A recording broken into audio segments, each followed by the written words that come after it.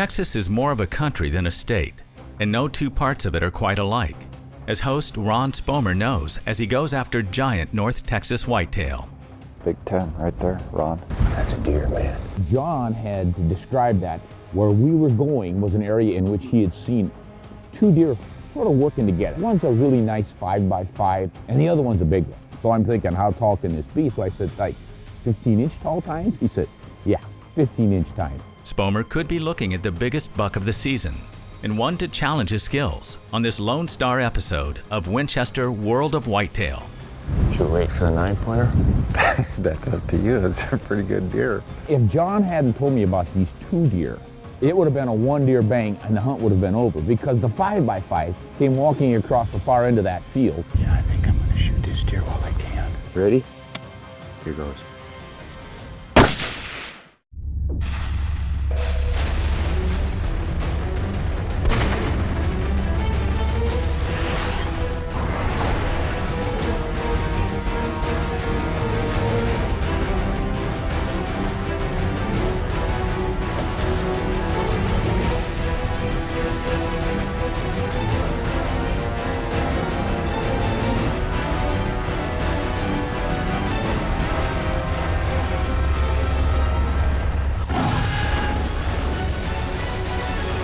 Winchester's World of Whitetail.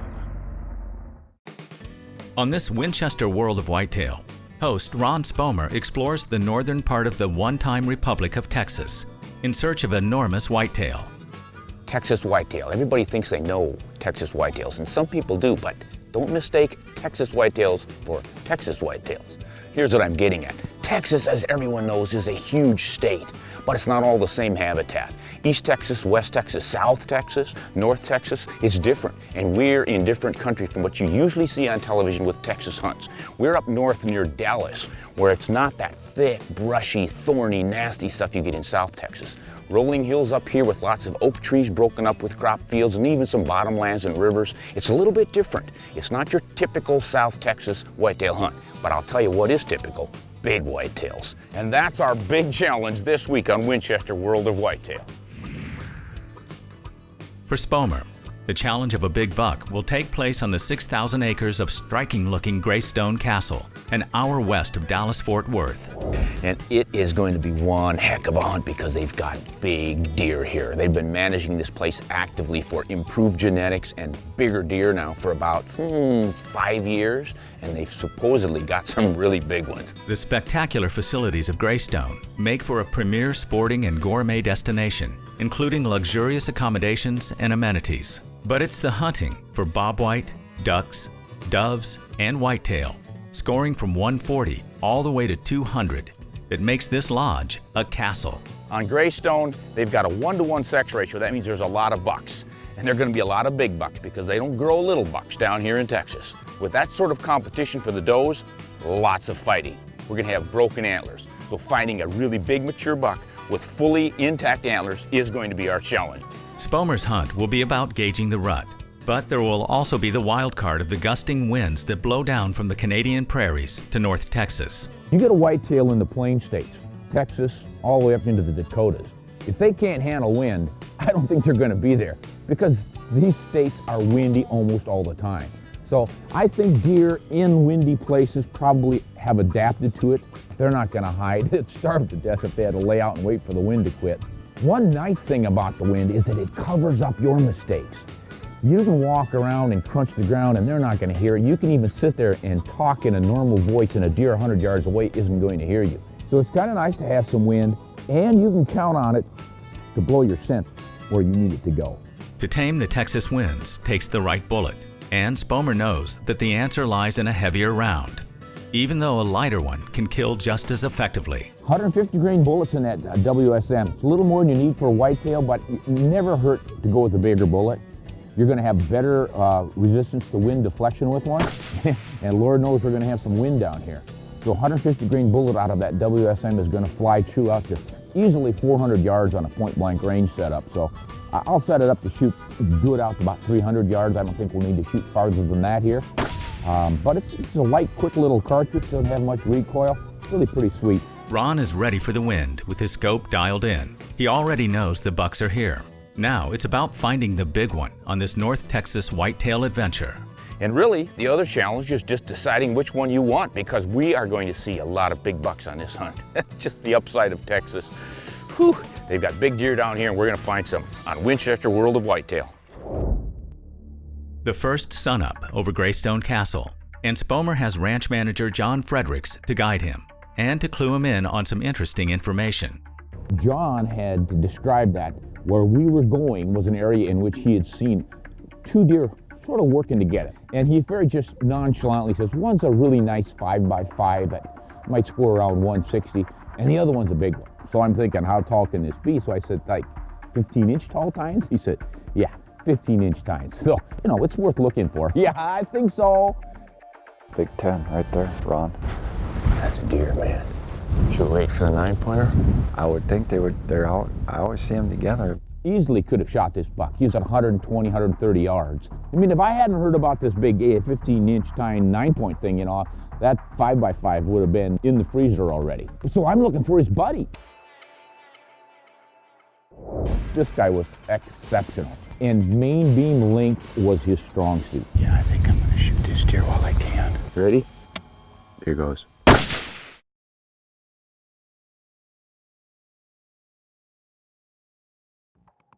Day one for Winchester World of Whitetail host Ron Spomer at Greystone Castle, and guide John Fredericks has them glassing in the home of two big bucks.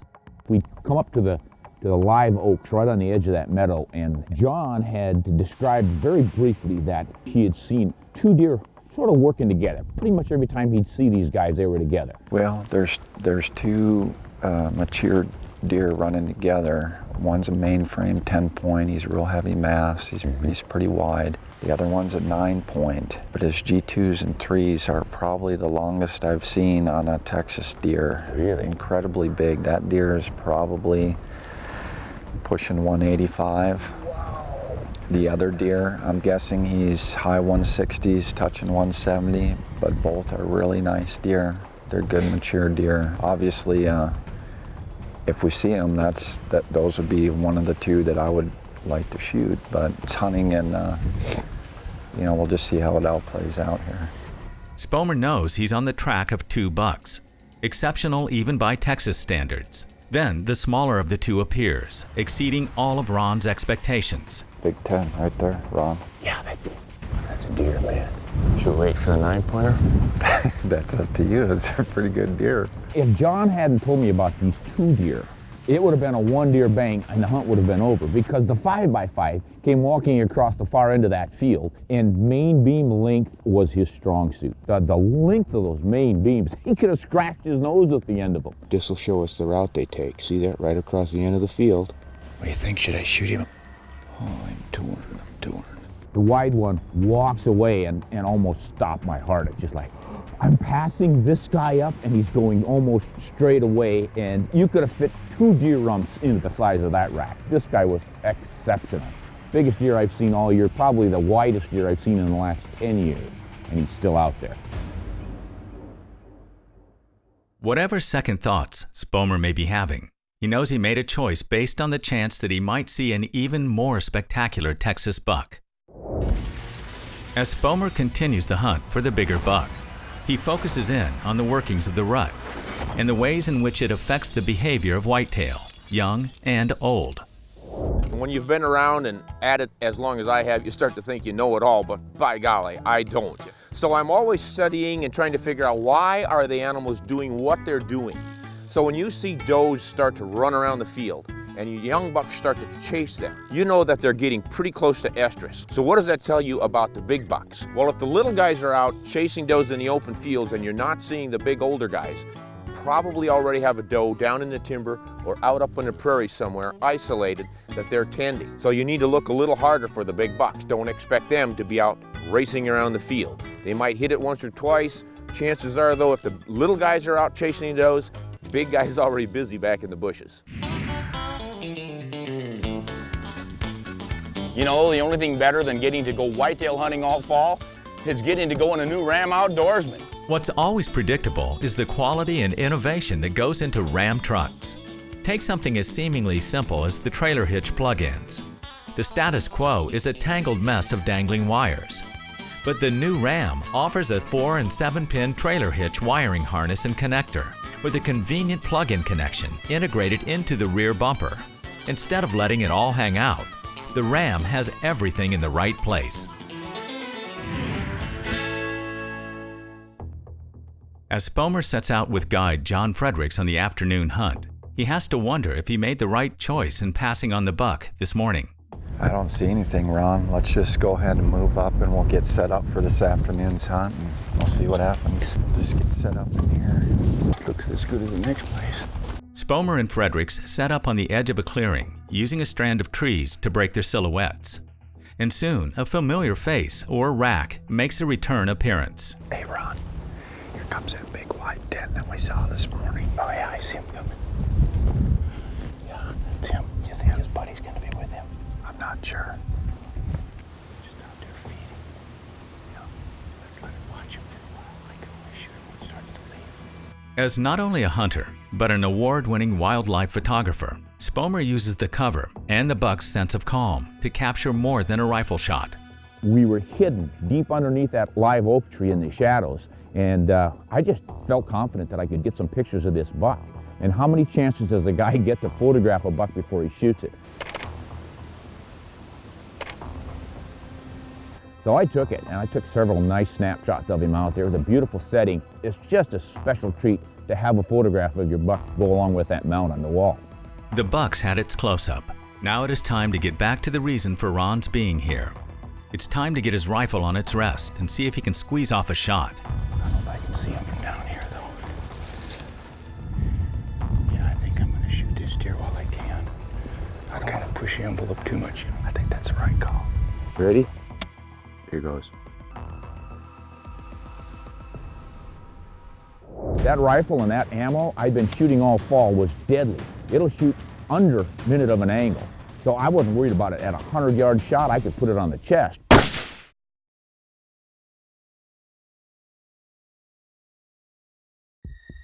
Winchester World of Whitetail host Ron Spomer has an outstanding whitetail buck in his crosshairs. But the buck's balking at the broadside shot Spomer would prefer. I can take him right there. Let's let him get a little bit more broadside. The real reason I didn't shoot that buck right away was because he came in face on and he pretty much stayed face on. And John wanted me to try to get a broadside shot. There's no hurry. Let's just wait till we get a good broadside shot.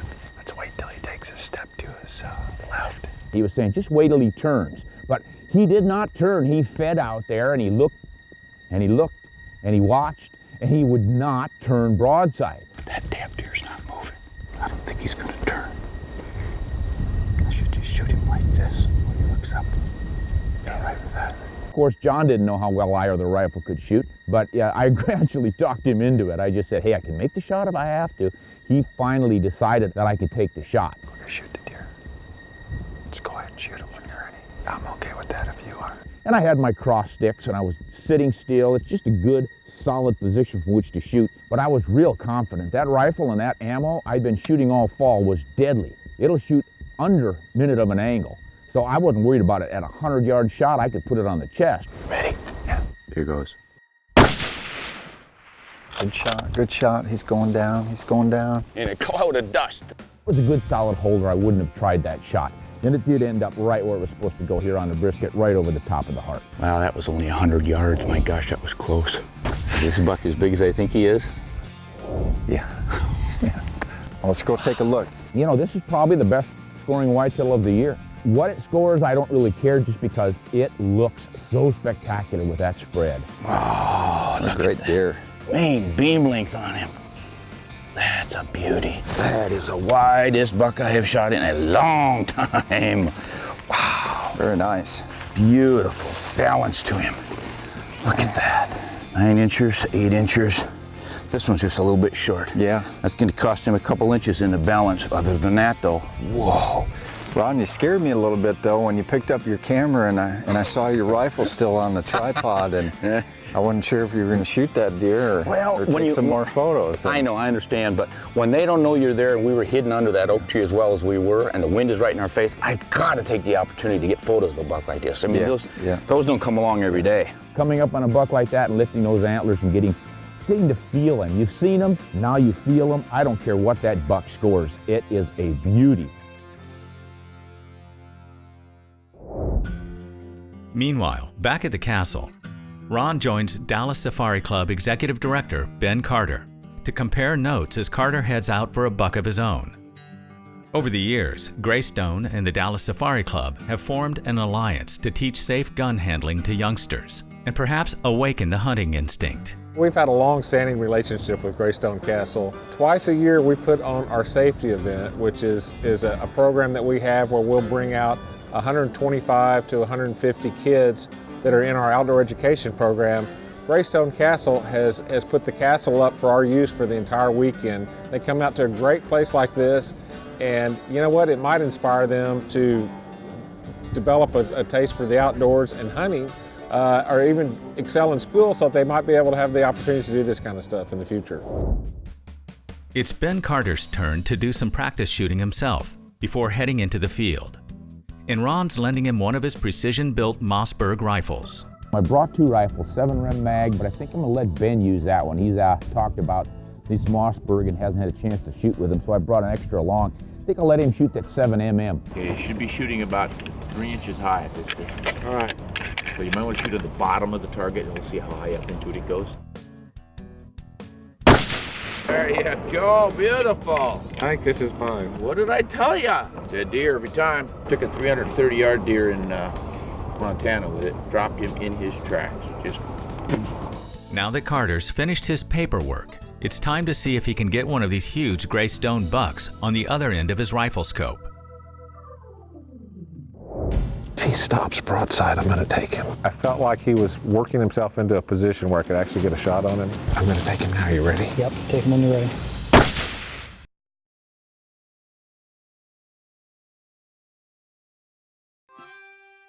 Winchester World of Whitetail host Ron Spomer knows you can't hunt what you can't see, which is why quality optics are so essential to finding game. Optical instruments aren't just an adjunct to a hunt. I think they're essential. After all, our eyeballs are optical instruments, and we augment them with these extra tools. With a spotting scope, I can scout from a long distance, find deer a half mile away, even 2 miles away. And I can find more big bucks and size up their antlers by dialing that power up from 20 all the way to 60 if the conditions are good. A spotting scope, in addition to your own eyes, will see you through a lifetime of hunting. Ben Carter, Dallas Safari Club Executive Director, has taken a cue from Spomer and is after a Greystone Castle buck with Operations Manager Robert Brunskill. This morning we went out, and just like magic, I think it was just about a little bit before 8, deer started appearing all over the place. I see him right there. Let's go over here to this wood line, and we'll come around the food plot. We'll see if we get a different angle on him. The wind's coming from behind us.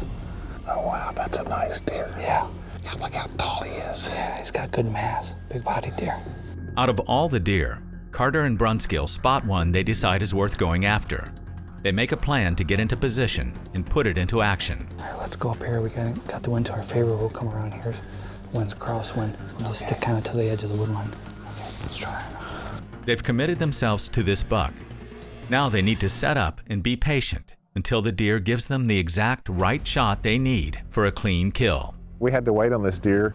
We saw him, he got up and he was feeding, and he probably fed for 20, 30 minutes before he got in a position where I was able to take a shot at it. All right, it's coming off to the right. Looks like he's moving to the right a little bit. If he stops broadside, I'm gonna take him. Let's just watch him. He's so tall. He's big-bodied. He's got a lot of mass, good mass. Yeah, he's working his way back. 133 yards. Well, the last 5 minutes, I felt like he was working himself into a position where I could actually get a shot on him. We were in some grass that was just a little bit below the gun. He got in the right spot, and I went ahead and took the shot. Hey, I'm gonna take him, but listen, Robert, you need to move back. This muzzle blast is gonna get you. Okay. I'm gonna take him now. You ready? Yep, take him when you're ready.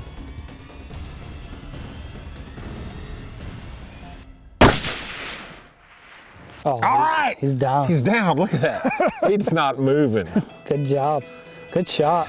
It was a perfect shot. It just dropped him like a sledgehammer, and I couldn't be happier. I felt good about the shot. All the equipment, the gun, the scope, the binoculars, all worked perfect. It takes all those things to work as well to make the hunt successful. Look at that thing. It's pretty cool. 1, 2, 3, 4, 5, 6, 7. 1, 2, 3, 4, 5. And he's got a little bump where, he's got bumps everywhere. That's gotta be 12, 13 inches, probably more than that. Mm-hmm. It's at least 12 or 13 for sure. Yeah, I bet these are pushing 5, and that's probably a little more than 5. Yeah.